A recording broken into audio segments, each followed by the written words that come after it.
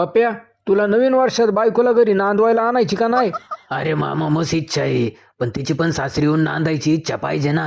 अरे तुझ्यासाठी घरंदाज संस्कारी चांगली स्थळं आणली होती मी, पण तुझ्या बापानी हाताने घालावली. अय काळ्या, डोकं फिरलं काय तुझं? तोंड बंद ठेव जरा. काय चुकीचं बोलतोय मी?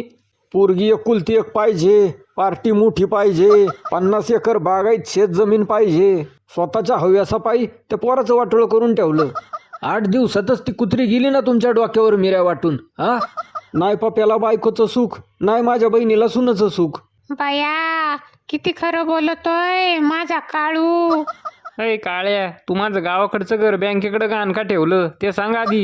दाजी, तुम्ही गावाकडं अजिबातच फिरकत नसल्यामुळं गावाकडचं घर आणि तुमच्या शेत जमिनीचा बांध तुमच्या भाऊकीने कोरायला सुरुवात केली होती, म्हणून मला जरा डोकं चालवायला लागलं.